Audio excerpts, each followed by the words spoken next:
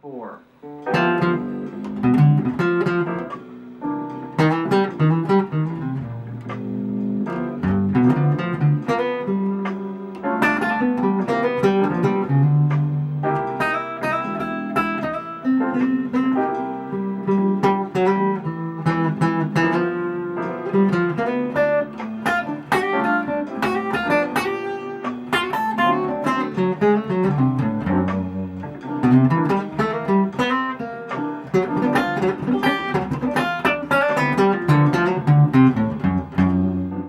That solo I just took was strictly arpeggios. There was no extra notes. I might slide, and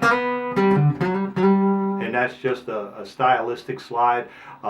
In rock, blues, country, in those other styles, we tend to stretch strings and bend and wiggle. In the jazz, to get the flavor of a nuance, not a straight-on note, but we slide to get that flavor,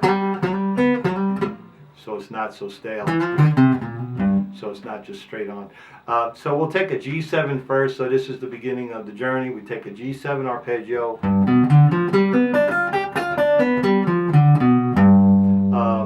We just run that straight up and down. But now what we want to do is we want to see this thing in pieces, not always be starting on the root. So we're going to go root to octave. This is still G7 from the 3, which is a B. From a D, so I'm going D to D, F to F, then G to G. Now in this direction I don't have any more notes available, so I'll head back the way I came, F, go back to that D note, then I'll go back to that B note, which is the 3rd. Then G, I can run 1 octave, then I can run my 2 octaves. So if I was going to jam on each section,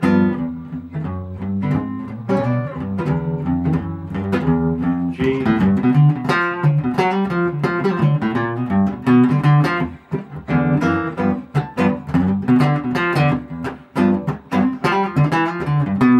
then if I was going to go from the 3 to the 3,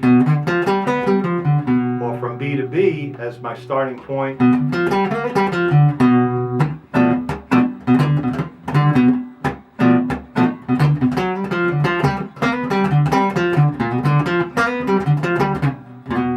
then the D, the 5 to 5,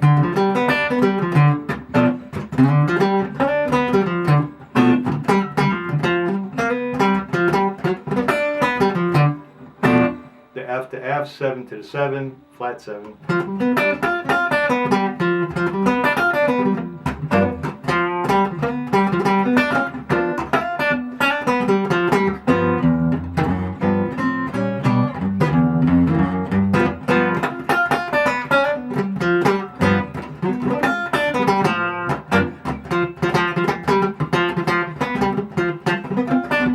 Then the second octave on G.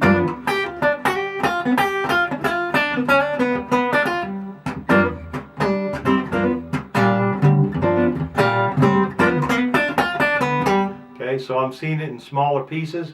Then you go back, you see the big group.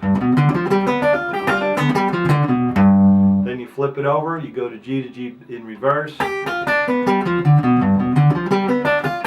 Because for some reason we always play our arpeggios, our scales, everything in this direction, but then when we're trying to solo, a lot of times we want to flip it over and play high notes to low notes, and we're not so familiar with all of that. So G to G in reverse, F,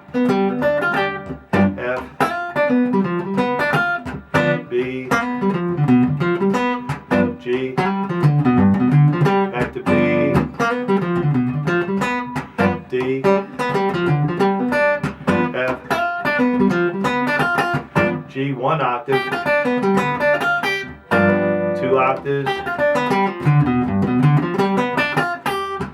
and then you do the same thing. A lot of guitar players get in a bad habit of just drilling exercises and scales over and over and over and over again, a million times, but they don't take the time to improvise with that information.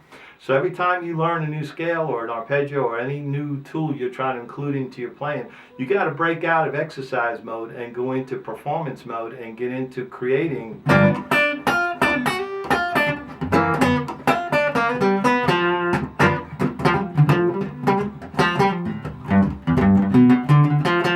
Okay, so that's just all off of G.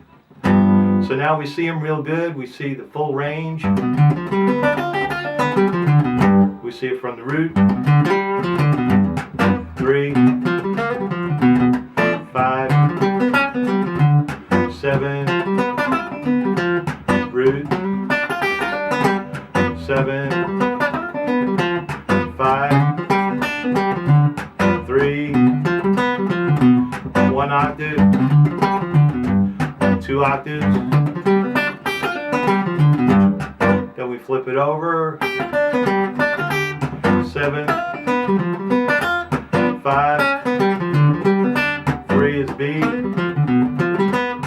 root, back to the 3, which is B, D, F, 1 octave on G, 2 octaves on G. So you should be able, after you drill it like that, you should be able to start anywhere on any of those notes, play a small section, and see everybody anywhere, and concentrate more on your creativity rather than trying to remember which are good notes, which are bad notes. They're all good notes. There's no bad notes in this thing. They're all good.